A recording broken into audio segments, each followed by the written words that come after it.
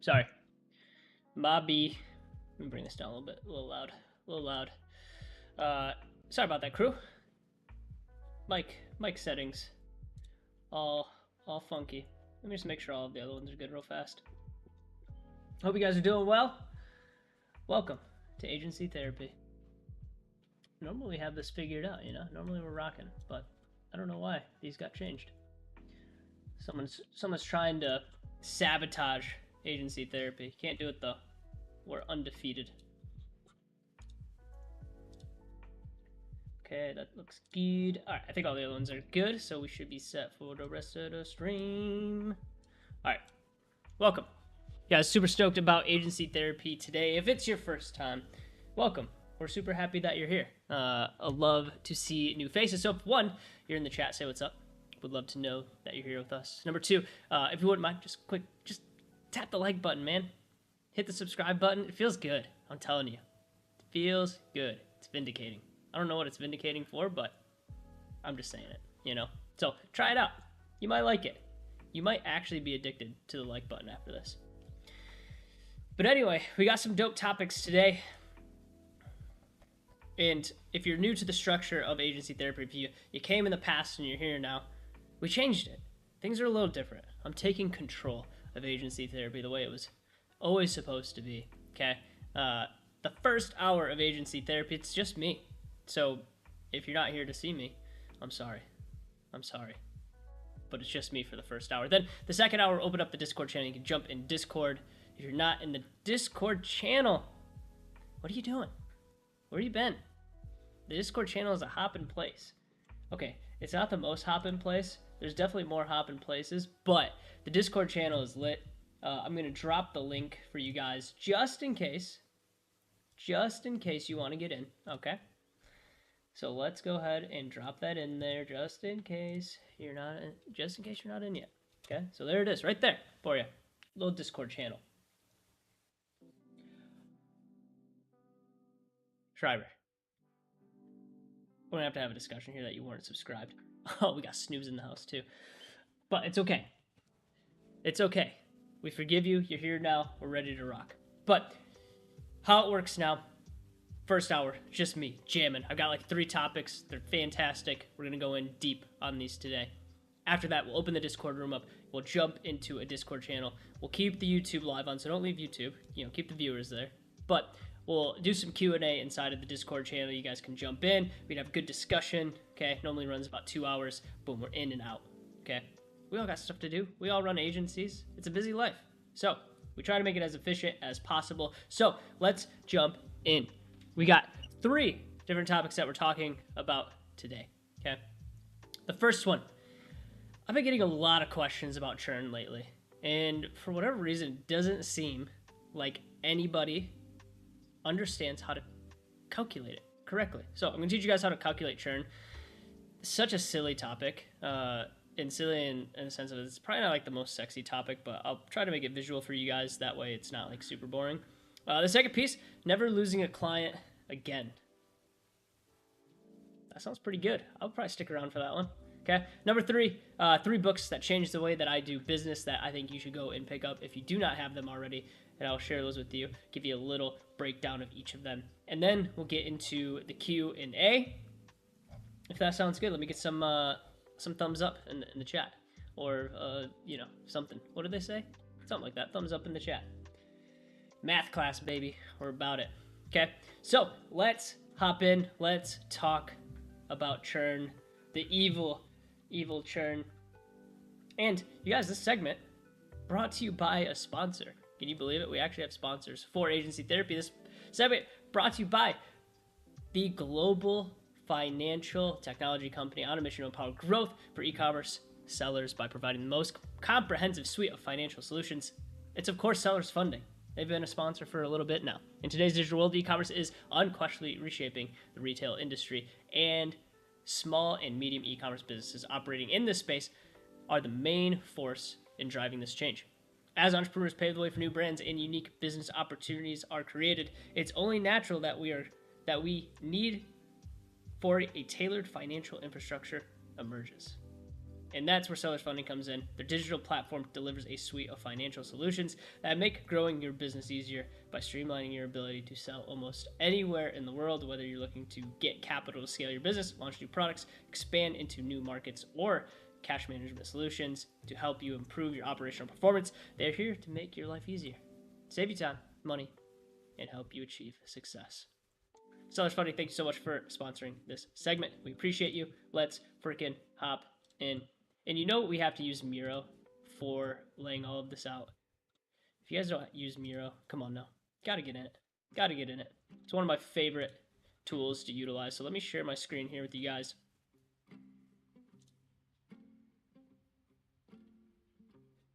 Bro, Chili sponsor would be massive. It will happen one day. I don't know when it'll happen, but it'll happen one day. Okay. All right. Where is my share screen? Here it is.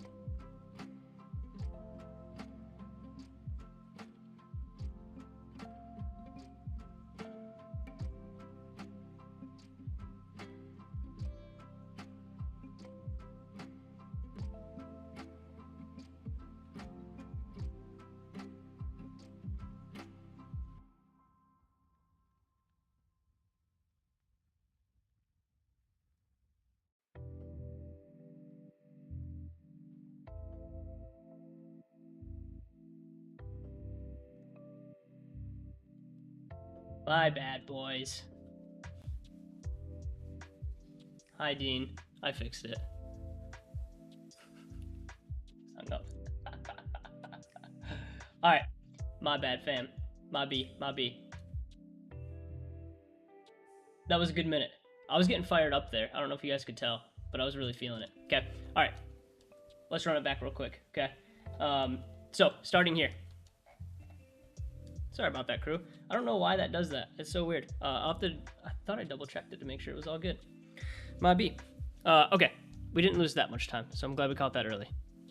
But let's chat about the time horizon real fast, okay? So the time horizon is the most important part of calculating churn, okay? So you have to understand if you're going to calculate it on a monthly, quarterly, or annual basis, and you should be doing all three of these, okay? So time horizon, monthly, quarterly, and annually, okay? So that's the first thing that we have to decide, okay? When we're going to calculate it and on what time horizon, okay?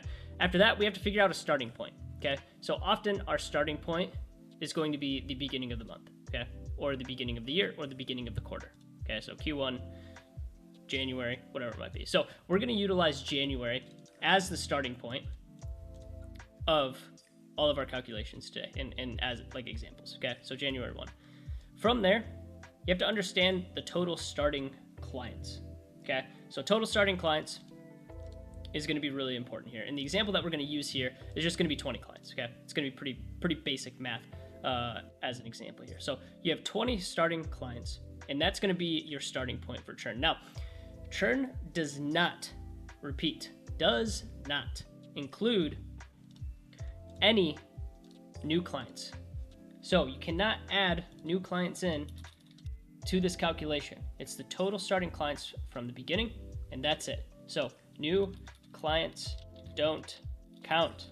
So you can't include those into your calculation. Just keep this in mind. I'm gonna make this color, okay? New clients don't count, okay? You can only use the sample size of the total starting clients. Now, throughout the time period, whatever the time period might be, and we're utilizing just January, so this is a monthly churn calculation, how many clients left to you during that month, okay? Let's say 2 clients churned during the month out of the total 20, which means you have 18 clients left over. So 2 clients churned, 18 clients remain. And yes, of course, this is simple math, but I don't know why it's hard for people to kind of figure this out, okay? And so with 2 clients churning, okay, out of the 20, what is that, 10% churn? 5%? 10%, yeah, okay? So you have a 10% churn rate from this. And your retention is 90%, okay? Pretty decent churn rate, okay? I would say anything over 10% is a little bit too high. I know some people have a little bit higher churn rate depending on the service that you're in. Your lead gen agencies normally going to have a little bit higher churn.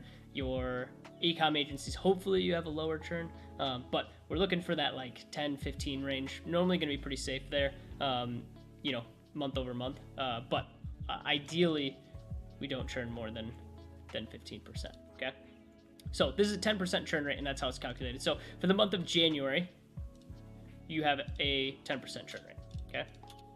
Now, where does this get a little tricky? Well, it gets tricky when we start extending the time horizon, okay? So when we start extending the time horizon into quarterly and annually, we have to do the same thing as before, okay? So if you started the year with a total client roster of 20, you have to use 20 for the entire year. So if you started 2022 with 20 clients and you churned 10 of them throughout the year and you had 10 remaining, you would have a 50% churn rate for that year. And that's where I don't know what it is, like something is like super confusing there for people, but you have to use the sample size from the beginning of when you started tracking, okay? And now this changes month to month because we use a new sample size. So we go from January to February, and then February, it's, you know, how many clients do we have at the beginning of February? Maybe during this, okay? Let's go another one down here, okay? We signed 10 more clients, okay? So now we have a net total of 28 clients. So from February, we would have to calculate our churn from 28 clients, okay? Feb 1, you'll have 28 clients. And then we would calculate our churn based off of 28 clients. But when you're calculating from a yearly and quarterly perspective, you cannot you can't go back and say, oh, like we added these clients, like we'll add them in and like calculate that into a churn rate. No, it's from the beginning of the year. You have to have a starting point. You have to have, it's either the beginning of the quarter, beginning of the year, or beginning of the month. So just keep that in mind as you're calculating churn. And I think you guys will be all right. Super cool. You guys vibing with that? Okay, cool. So that's how you calculate churn. Pretty simple, pretty straightforward. Okay. The biggest thing here is understanding the starting point, total starting clients, okay, and the time horizon that you want to pick. Okay. So that is calculating churn. If you guys have questions on that, drop them in chat, or we can wait for Q&A. Boom! Segment number freaking 1 is done, baby. All right, let's go segment number 2. Segment number 2, baby. Michael said, yes, sir. Okay. Is my audio still working, even though I switched to a new one? Okay, cool. So, next segment, baby. In this segment, guys, I'm really excited for this one. It's going to be slightly lengthier than the last one. Okay. We're talking about never losing clients because, of course we talk about churn. So I want to kind of chat with you guys on like how not to lose clients. And there's obviously like some really obvious answers to this, but I want to start giving you guys some strategies on how not to lose clients. Okay. And of course we have a sponsor for this one. Duh. It's Kaizen Media. And this specific segment is brought to you by them. Okay. Don't let excuses, lack of knowledge, or lack of time keep you from investing in your content team that knows and understands the agency space like nobody else. A team that works with the likes of us at Hydra, Lead Jolt. They work with freaking Michael at Fused Media, Right Hook Digital, all the big players in the space, and many others to deliver the best content in the industry. Kaizen Media is dedicated to helping entrepreneurs grow their social presence without going through the headache of hiring an editor, managers, and all the other hurdles keeping you from making money from your social media accounts. And since they're partnering directly with us and Agency Therapy, they're giving all current Hydra clients and Agency Therapy viewers a special discount code on their entry package. Okay, so it's going to include 15 TikToks, Reels, and Shorts, weekly coaching calls to answer all of your content questions from scripts and best practices, and get beta access to their Kaizen University to help you master your content without the hassle or excuses. If you want to go get this deal, you got to head over to kaizenmedia.io/pricing and select their solopreneur package and enter the code Agency Therapy, and you'll save a chunk of change. Okay, so go check them out. They're super dope. They edit all my content. If you've ever been on my Instagram, my YouTube vlogs, all of that, they edit all of those for me. They do an excellent job. Love those guys. Much love to my Kaizen Media friends. Okay, go hit up Oz. He's the G. He's the GOAT. Little shout out. Thanks for sponsoring. All right, let's freaking jump back into it. Baby. All right, so let's chat on never losing clients again. And I think this one is really going to help a lot of you guys in just creating a better client experience, creating something that's really sticky, keep people around for the long term. Kaizen does slap, dude. I'm telling you. They be bringing the heat. Okay? But let's chat on lesson number 1, okay, of never losing a client. And most clients that you sign are, if you're not very careful, are lost very soon after landing a sale. And so you have to be so transparent on exactly what your service offering is. You have to really lay off some of the fine print, and they have to have a very clear understanding of what it is that you are going to deliver to them as a service. And if you haven't really taken the time to have like a set onboarding system, which, part of it can be automated. I'm a fan of automating part of that process, but there should be a little bit of hands-on aspect there when you're onboarding. Like, people want a good onboarding experience. They want to know that the investment that they just made into your agency, that they're going to feel taken care of at the end of it. And one of like kind of like the side notes from this is like, dude, like you have to be like very quick on acknowledging your new clients coming through the door. You have to be able to get to their inquiries very quickly, especially immediately after the sale. Things have to be speedy. They have to feel like they're getting the value from the service that you sold them on. And so keep it in mind that most clients, like if the initial onboarding process, if their initial reaction, first impression is bad, they will not stay with you long term. So that first impression, so important to really lock that in, okay? And we do some cool stuff in our consultancy, and we did it in our agency as well. Send out client gifts to our clients.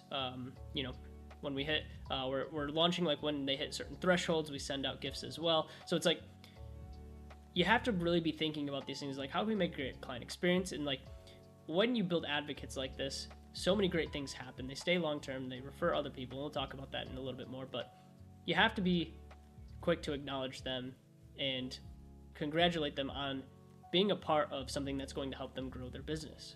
And so that initial customer experience is so important.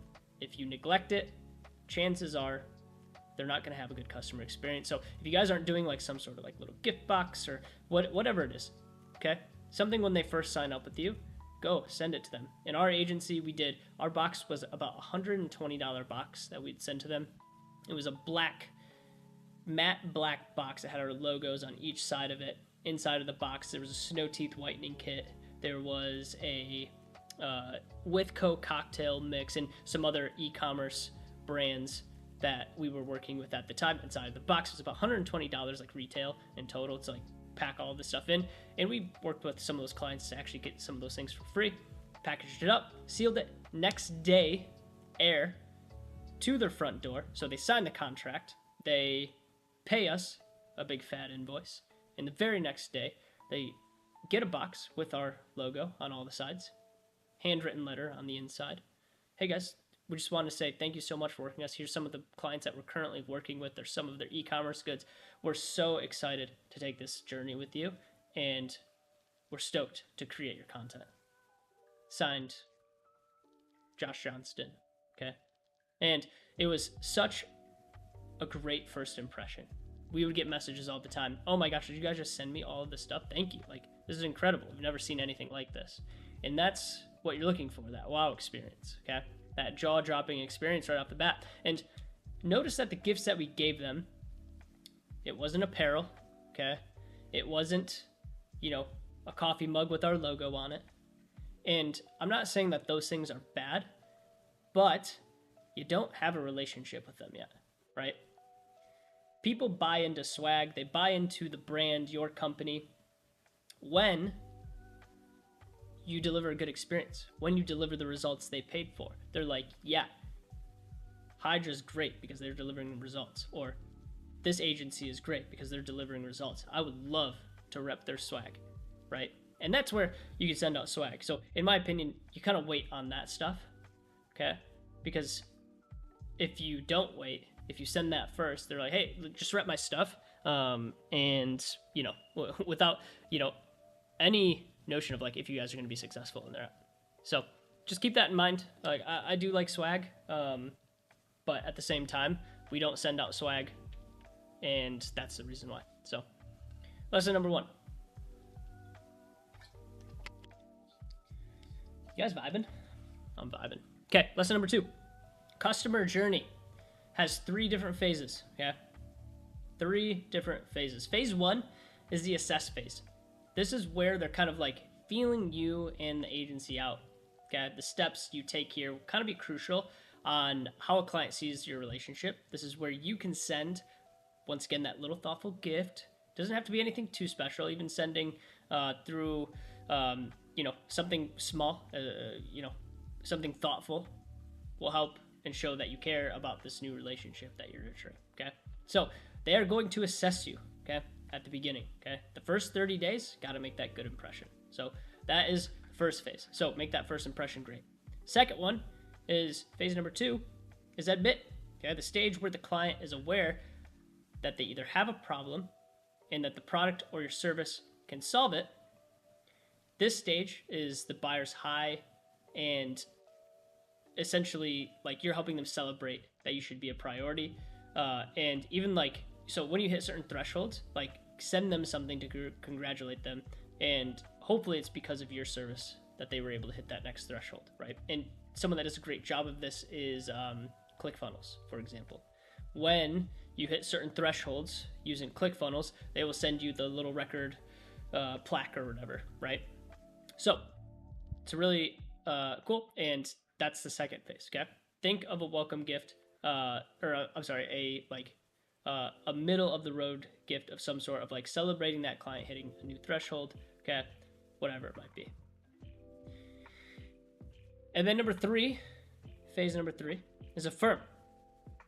Okay, and this is sometimes also known as like the buyer's remorse stage. And after a high that they're seeing from success in the program, there's always some sort of come down at a certain point of like maybe the results kind of flatten off a little bit, and the client will sometimes feel unsure that the purchase and potentially starting to second guess their choices.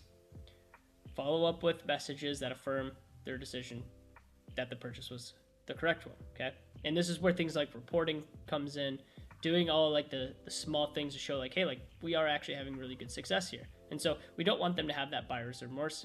We need to reaffirm that they are making the correct choice. And a lot of this comes in the results that we're able to deliver to them, and how we show them like, hey, like we are having success with this, right?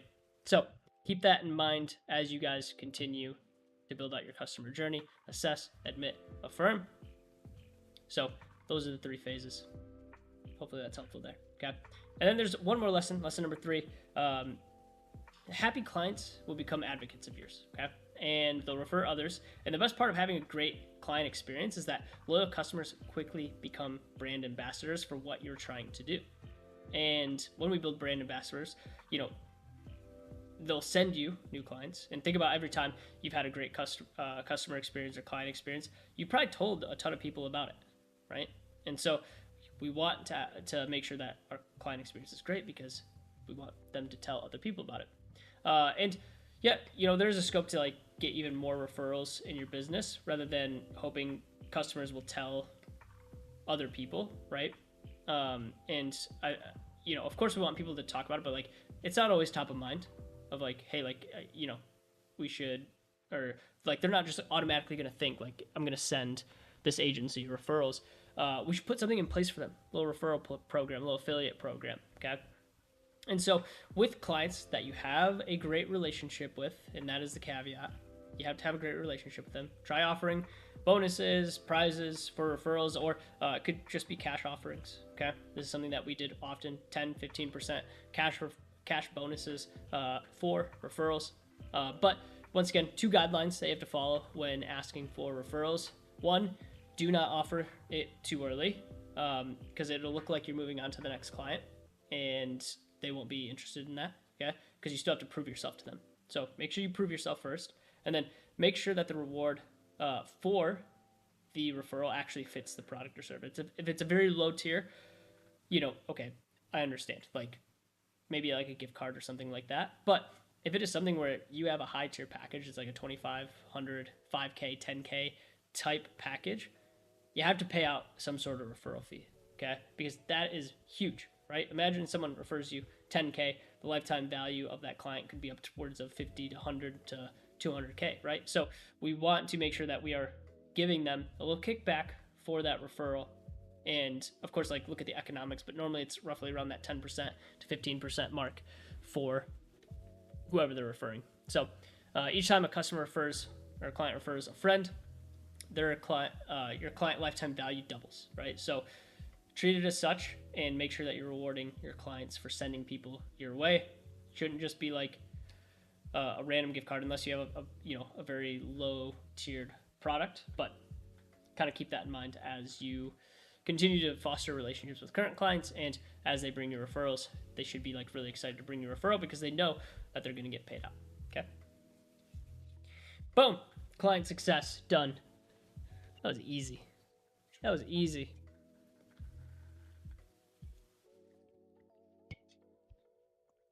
You guys vibing on client success?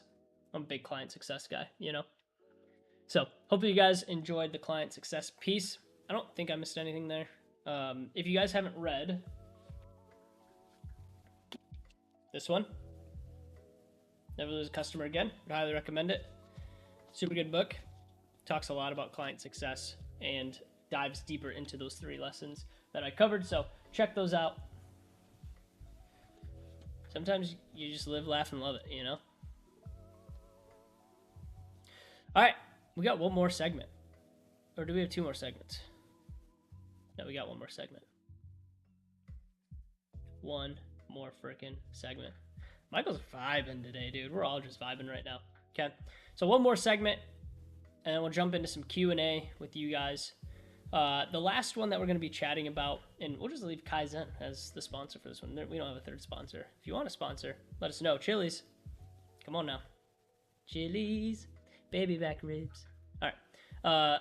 So 3 books that changed the way that I do business. And I wanted to cover this one today because I wanted to pick like 3 really solid books that I felt were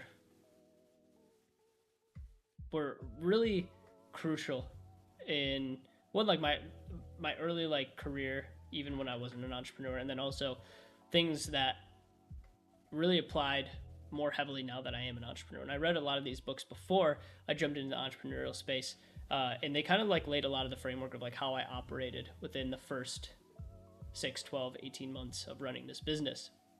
And I think oftentimes like we kind of get like shocked by like how many different resources are out there. These are 3 that I come back to at least once a year, if not multiple times a year. So would highly recommend grabbing these if you haven't yet. And I have them all here with me in the physical copy. First one, Ideal Team Player by Patrick Lencioni. If you guys aren't familiar with the author Patrick Lencioni, one of the best authors, specifically around leadership. And he writes mostly in fables. So if you ever read The Motive, or he's also the author of the 5 Dysfunctions of a Team. Super incredible book. Man, like the dude just is one of my favorite authors. He tells such captivating stories, and you never really get bored with reading any of Lencioni's books. So check out Patrick Lencioni. He's one of my favorites. But the idea behind the Ideal Team Player is that it's, maybe I can show this in a share screen. Let's do that. Let's do that for a second. Okay, so the ideal of the Ideal Team Player is that there's like three like little circles, little diagram action. I gotta bring my notes up, that way I can follow along. Okay, so essentially there's like 3 little circles. Okay, so here's one. I guess familiar with the Venn diagram. There's 2. Looks like a butt. All right, and 3. Okay, so essentially what they say about the Ideal Team Player is this. Okay,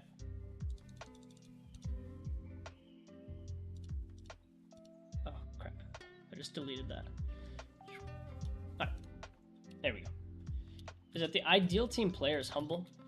Okay, that's one aspect of it. Okay, the Ideal Team Player, like these are the people that you want on your team, right? Okay, is smart. And we'll go a little bit deeper here in just a second.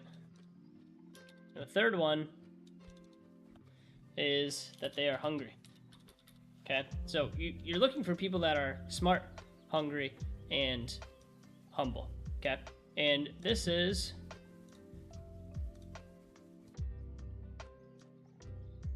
what they would consider as the Ideal Team Player. Someone that has balance in all 3. Okay, you guys want me to color these? I'm a big color guy. Let's give it a little color here.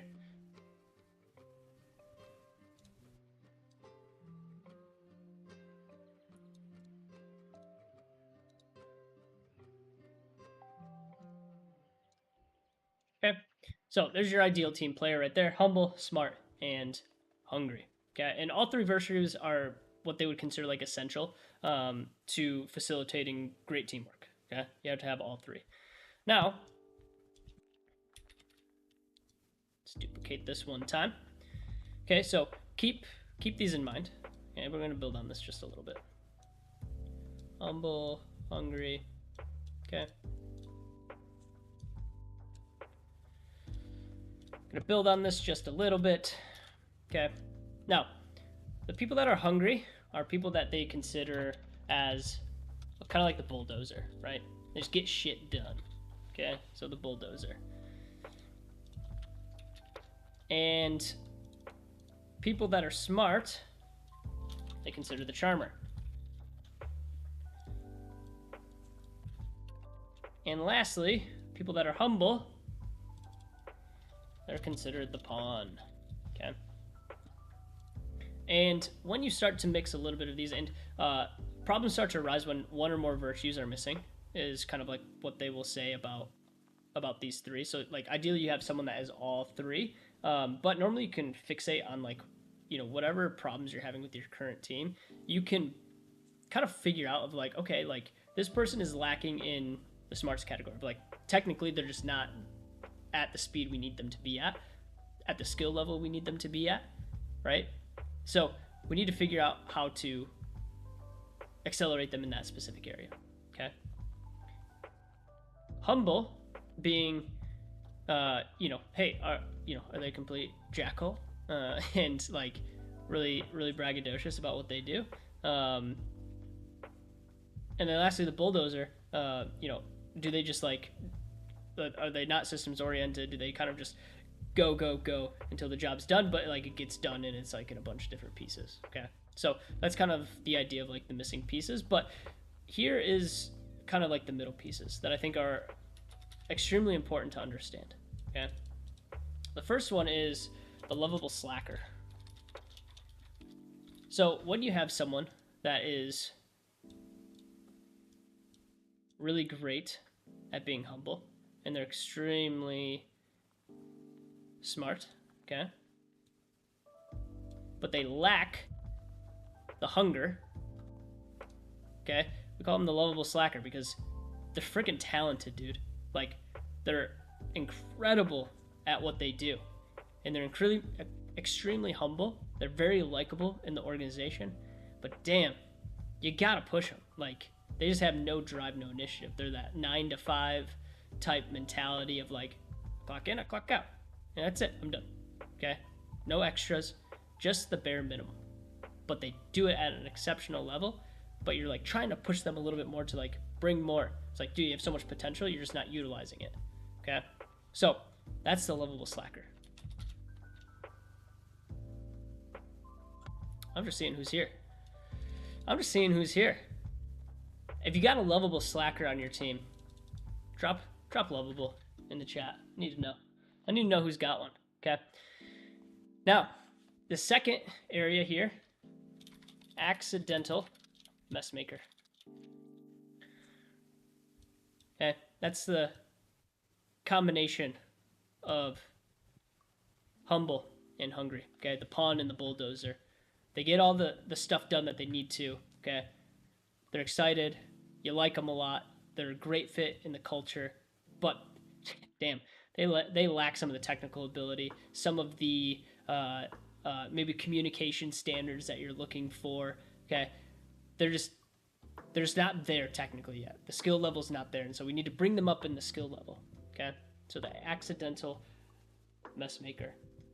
Alyssa in the building, let's go. I love to see it. For those of you that are Dean. Kill me, dude. For those of you that don't know Alyssa just got into the Phoenix program, so you'll be seeing her around if you are a Hydra client. So say what's up, Alyssa. Love to see it. Okay, now the charmer and the bulldozer, okay, when you combine those two personalities together, okay, they're the skillful politician. And in my opinion, this is one of the scarier people to have on your team. And the reason that I say that this is the scarier person to have on your team is because, damn, they're smart. And they get stuff done so well. But, man, their connection with the team is so off. Or they think that they're just the most talented person and there's no room for growth. Such a difficult person, because it's like, dude, like, they get their stuff done. They do it extremely well. But, man, they're kind of a dick, you know? And so the skillful politician is someone that I think is like one of the more dangerous people in a business, right? I would much rather have a charmer and a pawn, right, than someone that's a charmer and a bulldozer. Okay, so with that being said, we have to figure out where we're lacking and start to coach our team on which areas we need to make a little bit more full. Okay, and if you like really think about your team, you're like, oh my gosh, he's like one of these. You're like, damn, like this is aligning completely with someone on my team. They have the charm, they've got the humility, but man, they lack the hunger, the drive. Okay, so think about this as you're working with your team. Like, how can we make people better? Show them a diagram like this and say, hey, like, this is where we're lacking here, okay, in the skill section. Or, hey, we're lacking here in the humility section. Or, hey, we're lacking here in the hungry section. So that's kind of like the biggest takeaway from that book specifically. I think it's excellent. So, do you guys like this one? Pretty good. Not too shabby, right? I should put this in our content. So check that book out. That was The Ideal Team Player by Patrick Lencioni. Absolutely love that book. Okay. Now these other books on here. Okay, the second one here is Essentialism, and I've recommended this book to, I think, almost every single client of mine at one point in time, because everybody, and I'm not kidding when I say everybody, at some point in time, they're like, I've got so much on my plate. And I was like, well, that's the problem, is that you have too much on your plate and you're not focusing on the right things. And Essentialism is a great book to do that, okay? It is a little bit dry. It's not the most entertaining book ever, especially if you get the Audible, okay? It's not the most entertaining book, but man, is it effective. And the whole premise of this book, okay, is kind of like adopting this idea of essentialism, okay? So doing less, but doing it better, if that makes sense. Okay. Let me switch back here, because I want to go through this, and I'll do another diagram. Okay. And then I can bring my notes back. That way it looks like I'm looking at you. All right. So adopting the principle of essentialism, do less, but do it better, right? And so the cornerstone of essentialism is that never-ending task of identifying the less important things in your life to cut out and doing what's left over at a very high standard, okay? And so what we need to start doing is kind of like rejecting the notion that we should accomplish everything and choose very specific directions in which we can excel, okay? And what they say about essentialism is it's not about making tiny progress in many different directions. Instead, choose a direction and make great strides in the things that matter most to you and where you want to go. And the one thing that I always show people, I'm going to bring myself back here for a hot second. The one thing that I show people is always this. I always draw this out for people. It's like such an aha moment for them. And it's another circle, believe it or not. Okay. And it's another aha moment for a lot of people. I'm going to do like a fast drawing here. Okay. So this is often the current status of most people that I work with, okay, is that they have all of these ideas and they've got so many things going on. How can I do like multiple of these? Oh my gosh, that's not what I wanted. Can I just copy and paste this? I can't. Oh my gosh, how did I do that? Okay. You guys will get the idea. I'm just gonna draw it. Forget that. Okay. Okay. So this is the idea here, guys, that you've got so many things going on in your business, and it is spreading you so thin that you're not making any progress, or you're making very minimal progress because you're getting pulled in so many directions. And this is like one of the first things that we try to work on with a lot of our clients is get them out of what we consider low revenue generating tasks, okay? And focus on things that actually move the needle and actually generate revenue. And this is what we'll see a lot of times with our clients. This is horrible drawing, by the way. I apologize, but I wanted to go with speed here. Okay, and then where we try to get them to, and I'm sure you guys have seen this before. I've seen it in quite a few different posts on Instagram, but I think it came from Greg McCown in Essentialism. I could be wrong, but like the essentialist way is this. Get that out of here. Is this. And they just go. Okay? Okay? And so we make a lot more progress when we focus down on the essential few versus the trivial many. Okay? And that's the whole idea behind this book is like, hey, we're going to really narrow the focus down and really only work on the things that are going to move the needle. And so this is the big difference between the two. Okay? My art skills are impeccable. Thank you. Thank you so much. All right, let's move to just chatting here. We'll wrap this up and then we'll get into Q&A here in just a second. So the constant question that you need to be asking yourself, and constantly question yourself and update your plans accordingly, the process of deciding what's worth doing and what's worth letting go. Okay, and that's the essentialist way. And so finally, once you have those vital few tasks that have been distilled from the trivial many, the essentialists waste no time in ensuring that the changes are actually put in place. Okay, so you can have an understanding of like the most essential items that you need to get accomplished, but it's like, are we actually doing those things? And so we waste no time in actually going and accomplishing those. And one thing to like really try to understand here and the reframe that I had during this was that we tend to say I have to when it comes to things in our business, and the things that we align with I have to are often the non-essential stuff. Rather, we should be saying I choose to, and if so, then you're following the non-essential path, right? Of like, I choose to do this because it's actually important. So that's the reframe. And one of the greatest examples that I think I've ever read in a book is this example of like Southwest Airlines and how they are like one of the most essentialist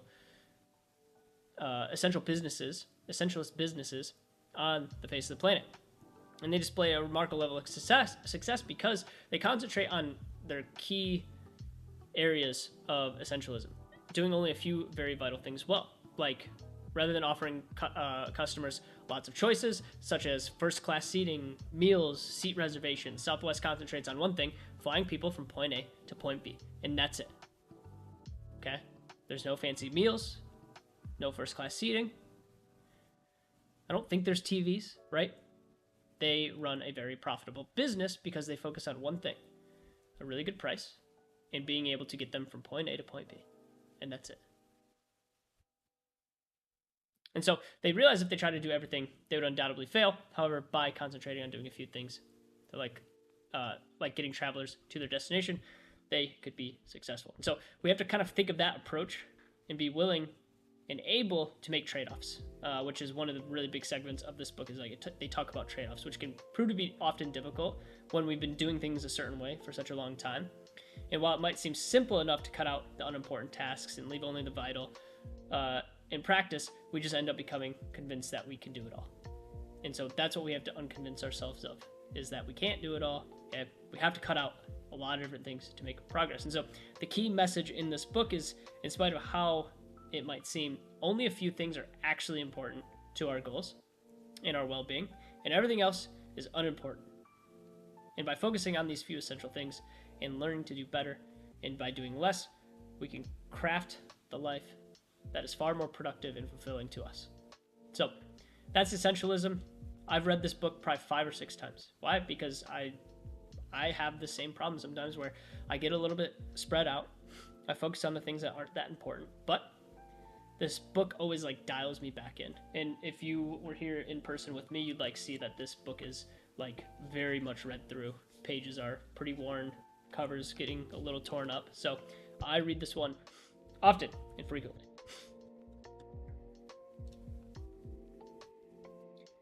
Yeah, dude, it's such a good book. So check it out, Michael. One of my top favorite books. Okay, and then the last one, and I've recommended this book to a lot of people, and I think a lot of people have read it. I'm not gonna do like a full deep dive on this book. I will do a brief one and explain the concepts just a little bit, because I've covered it before in an agency therapy stream. You can go back and watch it if you need to, but it's by Mike Michalowicz, and if you guys aren't familiar with Mike Michalowicz, one of the best authors on like building simple business. And I think like it kind of like ties back to the essentialism book of like building a simple business by eliminating a lot of like the non-essential things. Like he makes it so clear of like what to do and how to run a business. But the one that I absolutely love from him, and I think Alyssa's gonna love this because or no, I'm sorry, I don't think Alyssa, you told me about this one. It was another person I was talking to earlier this week, but they had mentioned that they were following this. It was Kelsey, my good friend Kelsey, and it's Profit First, okay, by Mike Michalowicz. So you have, once again, if you're not familiar with Mike Michalowicz, man, this guy has taught me so much on entrepreneurship and how to run a business correct and effectively and efficiently.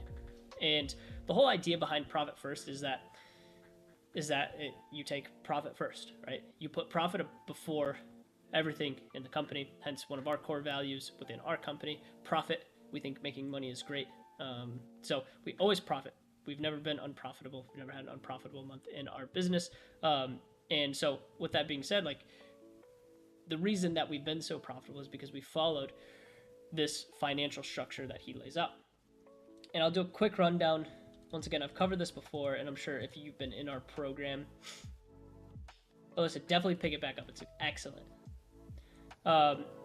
If you guys aren't familiar with it, I'll give you the brief rundown. It's relatively simple of how it works, okay? So the rundown here is that profit first is, of course, you take profit first, okay? But you have to understand the account structure before we talk about this, okay? So there is essentially what they talk about is like 5 different accounts that you need to set up with a bank, okay? And the first one is income. And income is, ew, that's an ugly color. Get that out of here, okay? Okay, this is better. Let's make this a little bit larger. Okay, income is our serving platter, okay?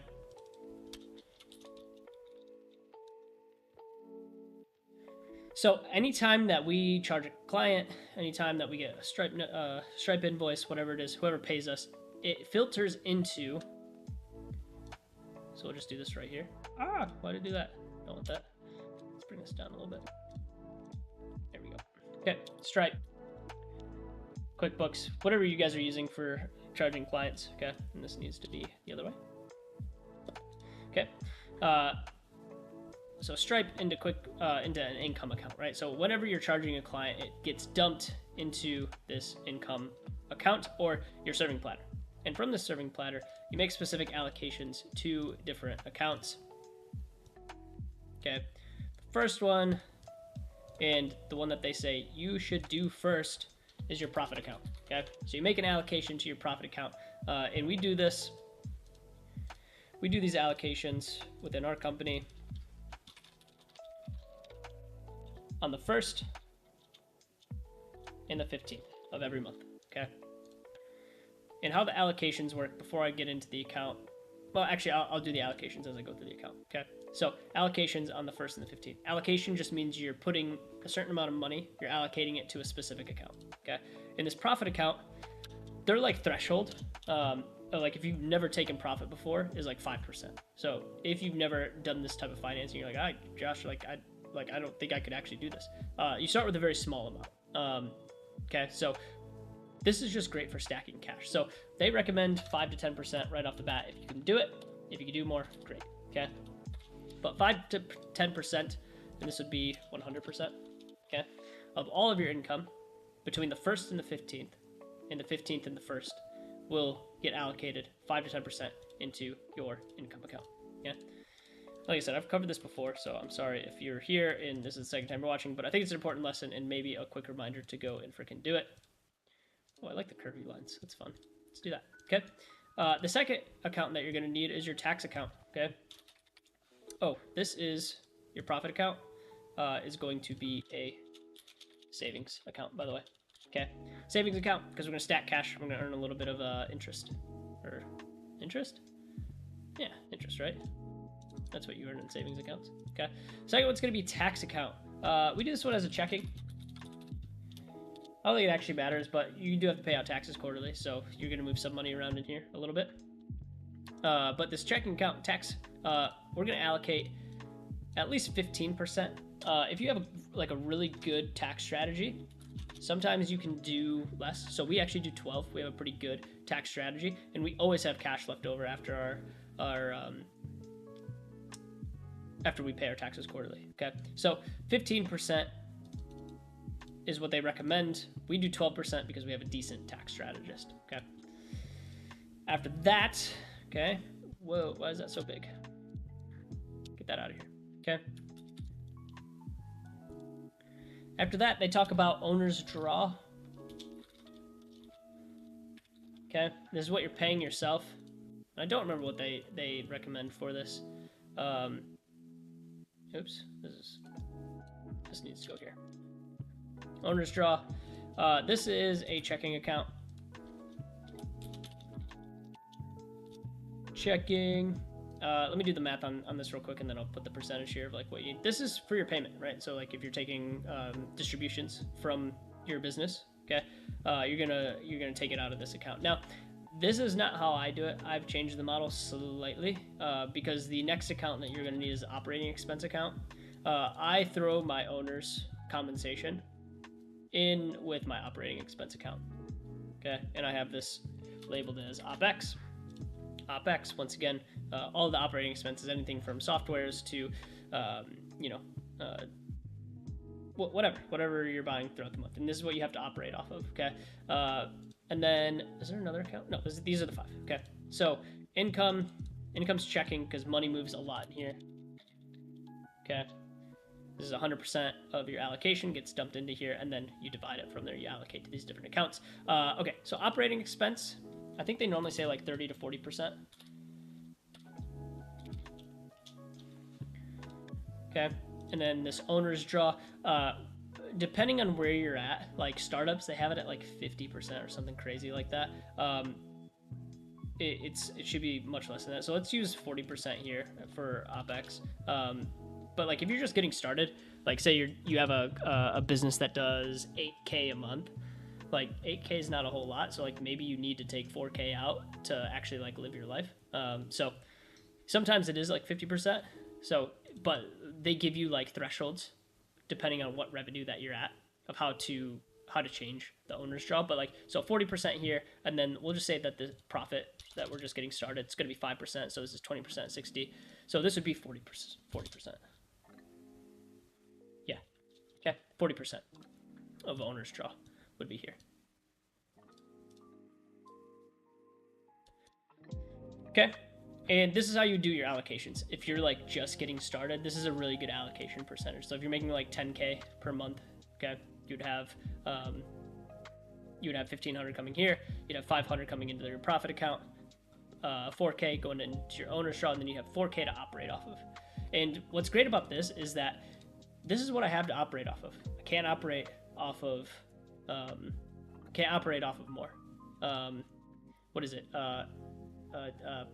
It's not Parkinson's law, is it?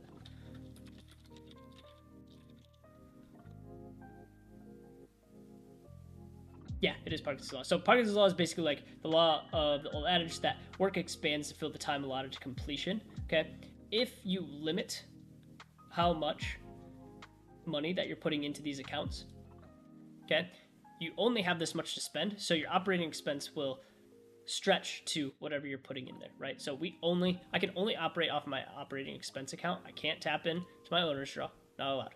Can't tap into my tax account because that's the government's money. Okay. And lastly, can't tap into my savings account because I'm saving that. Okay.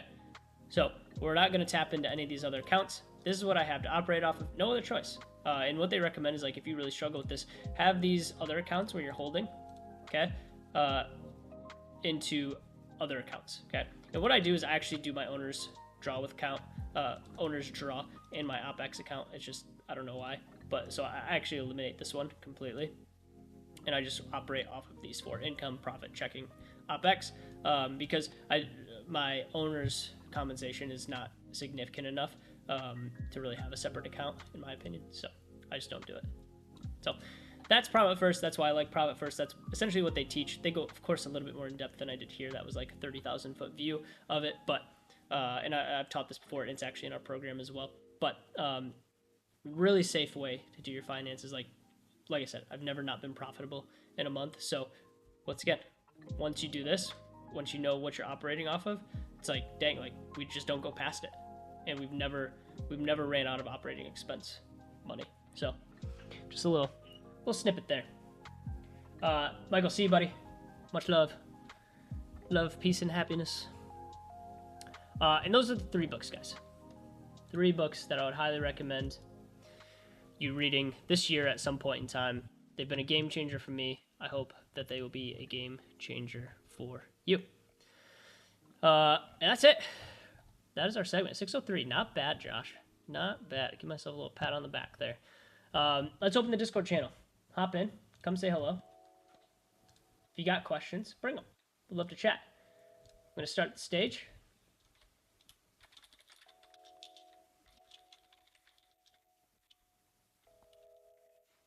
Agency therapy Q&A. Don't leave. Don't freaking leave the YouTube. Okay. Got to stay on the YouTube, but come hang out in the Discord channel. We can answer some Q&A. If there's no questions, no worries. We can end it a little early, but I'm going to drop the link to the Discord channel one more time. There you go. If you guys are wanting to hop in, ask some questions, you can. Come say hello. Come say what's up. Even if you just want to say what up for a second. If you don't have any questions, that's cool. Give everyone just a minute here. If there's no questions, we'll just end a little early. Daniel, Steady Eddie, let's go. Dave, if you got a question, go ahead and come on up. Is that Guy? Oh, Guy was here for a second. He jumped out though. Daniel, you got some questions? You always got good questions. Yeah, let's do it. Let's do it. What is up, my friend? Uh-oh. I can't hear you for some reason. What? Let me try. I don't know if it's on my end or your end. Let's try this real quick. I think it's on my end, to be honest, because it's showing up that you're saying something.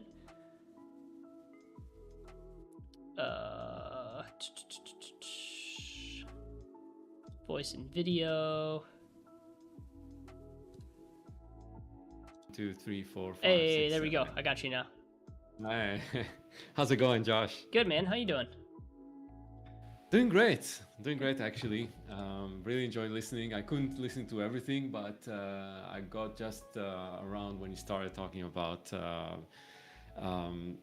the EOS system. Yes. Well, EOS is traction. Is that what you're talking about? Yeah. Yeah, EOS. Yeah, dude. Yeah, Traction's another great book. Somewhere on my shelf, I think.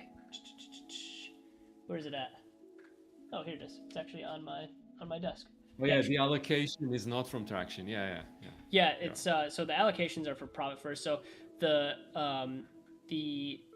EOS and Traction model, I absolutely love it. And actually, we've taken a lot of Traction into our own program. We just modified it a little bit because I think traction, in my opinion, is just sometimes it's a combination of like either too early stage for some agencies and oftentimes too late stage for other agencies. So it just kind of depends. I think for the most part, I really enjoy traction. I think it's got a lot of great learning lessons in there, and you should have some sort of plan, but sometimes it's a little too convoluted for where certain agencies are at. It is a good model though. Like if you can actually follow it and do it consistently, it is a little bit of work to get set up. Yeah, yeah, makes sense. Well, anyway, it's on my roadmap, but actually, what I'm really thinking about these days is around client referrals. Yeah. I think I've tried a lot of different things like offering incentives, not offering, asking them right after they gave a glowing testimonials, Yep. everything, but it seems to be going very slow for some reason. Yeah, I mean, that's the thing with referrals is that you can't necessarily always rely on them, right? That's why we have other strategies in place like organic content or paid media, cold email. That's where we fit in like another strategy. But like referrals are great, and if we can really build advocates of what we do, then um, those are the easiest closes, right? Like referrals are always the Yeah, easiest closes. It's fantastic. yeah, So in the meantime, we should be also focusing on other strategies because we never know when the next referral is going to come through. Like we're always hopeful, and we always want to have an incentive program built in, but we want to make sure that we're not completely reliant on referrals because we don't know when the next one's necessarily going to come. But I talked about this slightly at the beginning of agency therapy. I think you missed probably part of it. Go back and rewatch that segment, but yes, 100%. Like part of like great client success is one, not asking too early for referrals. Like make sure you have some wins with them, right? Second piece is making sure that that after you have success with them, that there's some sort of incentive for them. So I would always have an incentive tied to referrals. Normally we do 10% of our contract as a referral fee. So those are like two of the big things. And it's like, you just continue to do great work, and people will get referred to you, because that's how, especially in the e-commerce industry, that's how e-commerce brands tend to communicate, is that they will come in and they will drop referrals when people ask for them, right? And it's just like the agency space of like, we're all so collaborative, and we have like this inner circle, that we have this community of agency owners where we all just like, we ask each other questions, we see what other people are doing. E-commerce is exactly the same. They have a great community of people where they're like, hey, like, who are you using for email marketing? Who are you using for SMS? Who are you using for paid media? Who are you using for creative? I'm like, oh, I'm using this person. And I'm like, oh, sweet, like, can you get me an intro? Yeah, absolutely, no problem. Right? And so that's why, like, with e-commerce, it's so hard to utilize some of the other tactics, like cold email, right?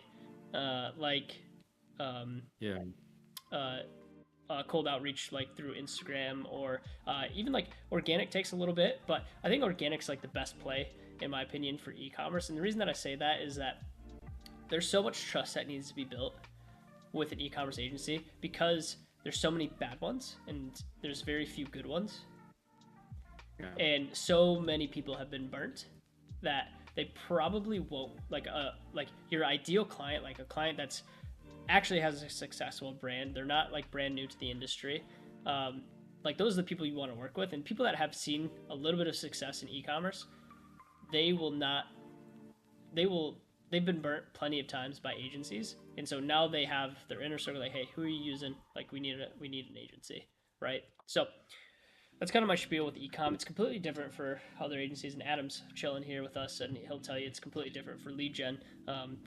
You can utilize cold strategy still. You can utilize paid media at a really high level. So, it really depends the niche that you're playing in.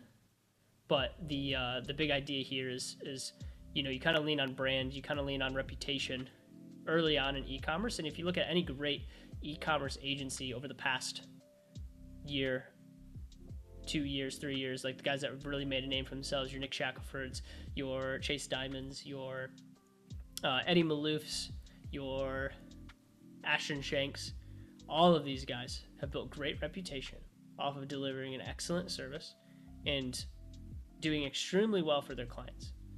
And so when you have a great reputation like that, people just naturally talk about you, and it does take time. Someone like Nick Shackelford has been in this industry for, man, I want to say like at least 10 years, maybe a little bit less. But like he's been in the game, right? And he worked for an agency first, and he built great connections there. And after he left that agency and started his own, he really focused down on a few things. One, really, it was just like the networking aspect.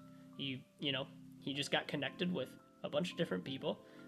He started to build a strong name for himself because he delivered a great service. And so, yeah, that's what it really boils down to. And it kind of cascades from there. And at a certain point, like, you'll make one or two great connections with agency owner or with e-commerce brands that will open the floodgates to all the opportunity. That's what happened in our agency. We landed Snow Teeth Whitening, we landed the Udi, we landed Keranique. Those guys brought us hundreds of thousands of dollars in new revenue through our door because they're like, yeah, we're using these guys, right? And we did good work. So yeah, so it's not something that's kind of consistent in any way. It just, happens one day. You work hard for a few years and then you get the break.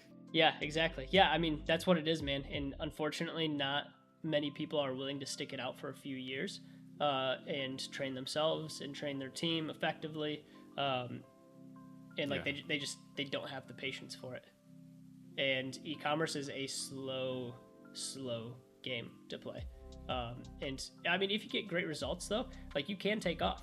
My boys over in the UK soar with us, man. These guys, they deliver great results for their clients. They've only been in the game for a little bit, but man, like you could tell that they're drinking some sort of Kool-Aid over there that I need some of, because like they are like, man, they're just savages. They're good at what they do, and they are very very good at the sales side of things. And they just make great connections, and they have a great referral program as well. So what makes a referral program great? Is it about the incentive, something else? A lot of it's incentive, and then also, they have to know it's there, right? So like they'll bring it up, right. Like after a great reporting session. And this is what I normally do as well. Like anytime like we have like a really good stint with a client, like, hey man, like, you know anyone that'd be interested in getting some of these same results that you did? He's like, yeah, dude, like I can connect you with 3 or 4 agency owners. Sweet, let's do it. Land 1 or 2 of them. Good to go. Send a little affiliate fee over. It's like, dude, like what's great about having like a high ticket service and like a big contract or like a longer term contract, so you charge $15K over the course of like a 90 day like startup period with a new client, and you do a 10% bonus, dude, like that person just made $1,500 from that one referral. And they're like, damn, yeah, like $1,500. Yeah, I need to do a little bit more of this, right? And then they start thinking about it a little bit more. What do you think would be a really good amount that will really get them, looking out for people? Yeah, I mean, 10 to 15%. But at the same time, you have to remember, like, everyone's running their own business, right? They're business owners just like you. It's not going to be top of mind most of the time. But when it does come up in conversation, which eventually it will, because, these guys go to masterminds just like we do, okay? These topics do come up. Yeah. So, yeah. And when they do come up, that's when you come top of mind again. Yeah. Makes sense. Dope, dude. You mentioned, that's really great. You mentioned that organic is starting to be very strong, and a lot of the most successful agencies that's how they got successful. Mm-hmm. And the thing is that everyone seems to be doing organic now, and it's really like how would you approach standing apart when doing organic content? Yeah, most people are not going to be consistent with it, and that's my favorite part about organic content, is that people will start posting and then they'll stop, and that's how you beat them. Is I'm just going to do more of it, and I'm going to do it longer than you ever will, and that's how you beat them. All right, so you don't need to even stand apart from others or like appear any different. You just need to be consistent. Is that it? That is 90% of it. Of course, like you try to bring like new ideas and great ideas to the table. So like, yeah, like, dude, like you have to be creative and you have to do things that try to stand yourself apart from the rest of the crowd. But like, you never generate those ideas if you don't do it, right? And like we've really just started like pushing hard in our own organic content, and I can tell you like our first few things that we've posted over the last 3 months haven't been great. Like you learn and you adapt, but like we're starting to get a little bit more traction now. Twitter, Twitter's a great place to start as well. We do a lot of Twitter content. If you saw one of my most recent posts, like I just reached 1,000 followers on Twitter, which isn't anything substantial, but at the beginning of this year I started with like 40 something, like 43 I think it was. 43 at the beginning of the year. That's amazing, man. Yeah. I saw your posts. I saw your 100 posts about it. Yeah. So Cool. like, and that's like the kind of stuff that makes you stand apart, right? Like you just kind of have to get creative sometimes, and do some like really random stuff.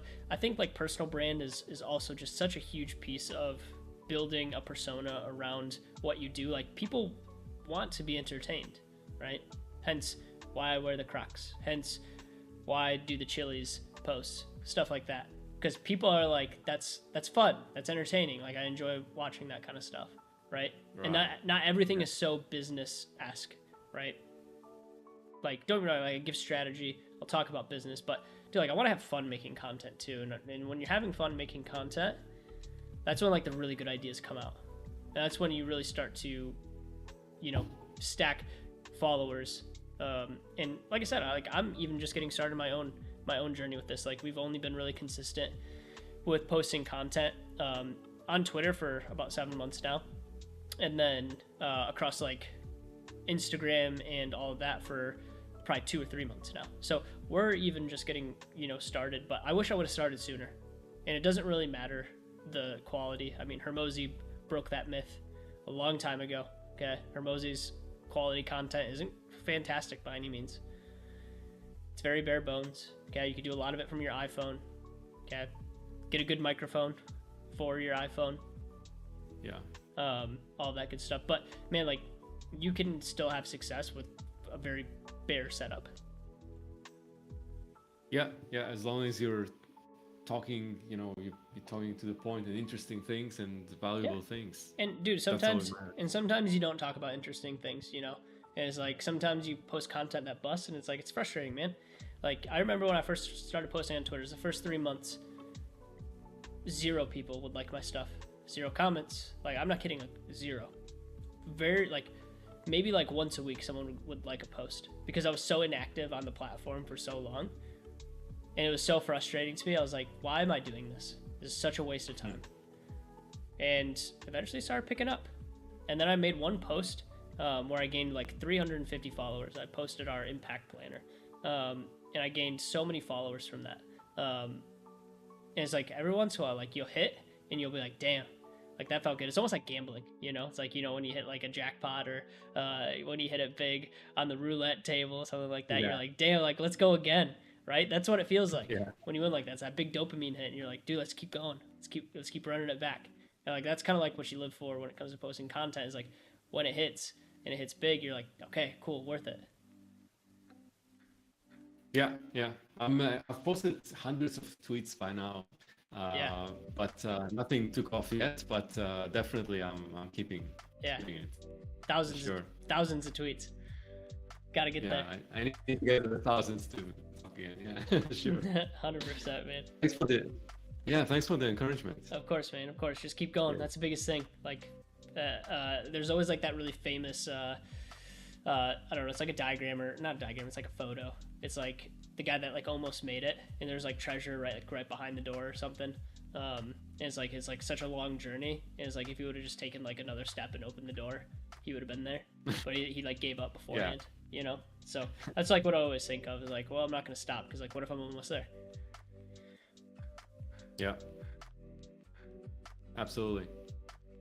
Cool, man. Cool, awesome. Any other questions? Yeah.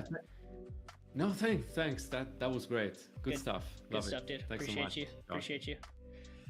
Mr. Adam, you gotta come up here for a quick second, man. Gotta say what's up to my boy. Hopefully Adam's here. Hey. Yo. What's good, bro?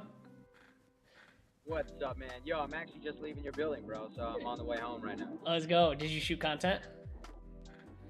I did it, bro, because our man's had some problems. Who? Tyler? Here, so yeah, my brother. 8 fucking o'clock. Are you serious? What do you want me to do with this? Oh shit! Hold on, you're breaking up a little bit. I'll Can you hear me now? Yeah. I'll call you about that topic later. We'll chat. We'll chat about it when we're not on YouTube. Yeah. Cool, man. Well, hey, one, drive safe, but thanks for coming. Did you catch any of the stream? No, I didn't, man. I just got the notification on Discord, and I'm driving, and I'm like, dude, instead of just listening to music or something stupid, let's tune in. You know what I mean? Let's tune in to agency therapy, baby. Dude, the stream was fire today. We had a good little audience. Yeah, it was solid. I think we had like 8 or 9 people jump into the audience today, which is kind of exciting. We're growing. Let's go, dude. We're collecting viewers. You love to see Let's it. Go, dude. How was your weekend? Solid, bro. Solid. We've been doing well. Let's go, bro. Love to hear it. So, are you gonna be at the office tomorrow? I don't think so. Okay. I'll be back up there. I'll be back up next week, though. Okay. Sounds good, dude. I'll probably see you next week then. Heck yeah, man. Well, bro, I'm just in here listening, bro, and yeah. All right, bro. Well, I think we're about to wrap things up. There's no one else in the audience right now to ask questions, unless you have a question. Actually, Josh, I do have a question. Hit me with it. So, you're. Oh no, you're breaking up, brother.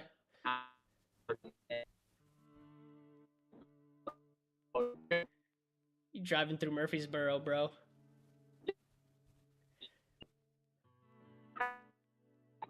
I'm sorry, buddy. You're breaking up.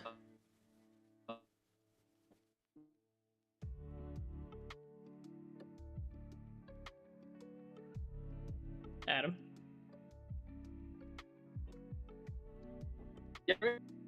No, man. It's super bad.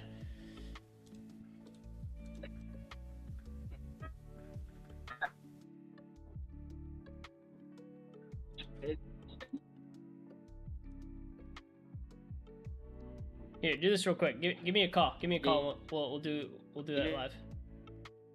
Or I'll call you.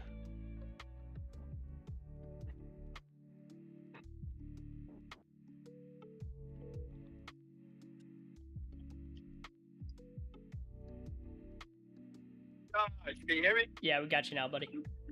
Nice, man. Nice. So, yeah, I do have a question for you, dude. So you're obviously pretty familiar with Lead Jolt and how our business runs, and operations and stuff, dude. But so John and I were talking the other day, man, and I'm just kind of curious what like your thoughts on this. So and I think you have pretty credit, but pods, and I know that because right now, like. And we want to do it probably for 50 clients, and then we're going to have basically one media buyer per 50 clients, and then it's going to be 8 LSAs across. They'll each have 7 accounts, so it's be a little over 50, like 6 clients, whatever. But like, just I'm curious on your feedback, man. Have you seen pods work really well? Do you think that it would work well for us? Because I also want to be able to give bonuses for like our entire team for renewables. Yep. And just our SIM or just the media buyers, and also in the lead gen space, I feel like rewarding your media buyers for hitting KPIs, it's kind of like you're giving bonuses for people doing their jobs, And it's such a simple, it's such a simple task that I would rather just reward everybody on the fulfillment side for renewals, to actually bringing in revenue. So yeah, I guess I'm just curious on your thoughts on that, dude. Yeah, man, I'm a huge fan of the pod structure. Definitely something that I've seen across a lot of different agencies. A lot of people are adapting to it. And as you guys continue to scale, it makes a lot of sense. It makes things predictable. You know exactly how many clients you need to fill a pod. Like you said, like you think like 50 roughly would be like what they can manage, right? And so it makes it repeatable. It makes it more scalable. And then you can base KPIs based off of that pod structure and say, hey, like this is the expectation of like the retention that we hit. This is the expectation of like, you know, whatever KPIs you want to set in place. And then you measure against those, and like the team gets a little bit more excited about hitting those KPIs based on, you know, just monthly metrics. And they're like, hey, like, you know, they push harder to hit those KPIs because a bonus is tied to it. And they work more as a team in order to do that. Work as a team, yeah, exactly. And another thing too is I think that it helps, like it will help me be able to build our org chart to be fatter, you know, just more people. Like I'll be able to do like team leads, and we'll be able to have like managers over the 7 LSAs or 8 LSAs, you know, like be able to have more management positions. So I'm really leaning towards the pods, and I think we're about to make that switch and kind of restructure some stuff. But yeah, I figured you could give some good insight on that. Yeah, 100%. I mean, this is what we did at Welling Media. We moved into a pod structure because we had which is what I wanted to add. Yeah, it was such a hard thing to manage. Like we were managing roughly 50 to 60 clients at the time, and like there's so many deliverables, and it was so hard to manage from like all like everyone is like one group of people. So we segmented everything into a pod structure of like, okay, like we're gonna have a client success manager in one pod. We're gonna have a production specialist, post production specialist, and I think it does translate well to what you're doing in your role as well. So yeah, I see a lot of opportunity there, man, because I see it like just for, like I said, the org chart, also like quarterly bonuses for like the best performing pods, like in company friendly competitions, you know, like I think I see a lot of opportunity with them. So yeah, dude. But that was really my only question, Brian. Yeah, man. Well, we'll have to jam and like sit down and like build out a pod structure together or something. Yeah, I'd love that, man. Actually, I would. I kind of built like a little org chart a little bit. I can share it with you, or actually, when I just see you next week, we'll go over it. But I would love that. Yeah, let's go over it together. That'd be fun. Yeah, heck yeah, bro. Well, alrighty, man. I appreciate it. All right, buddy. I'll talk to you soon. All right. I'll give you a call back here in a minute when I end agency therapy. Yeah. Awesome. All right. Cool. Bye. All right, crew.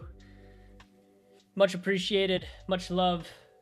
Don't see anyone else in the Discord channel, but I appreciate you guys coming and checking out the live stream today. Hope you guys like this format. We're going to continue pushing it. Huge fan of the live streams and this form of content. Thanks for coming.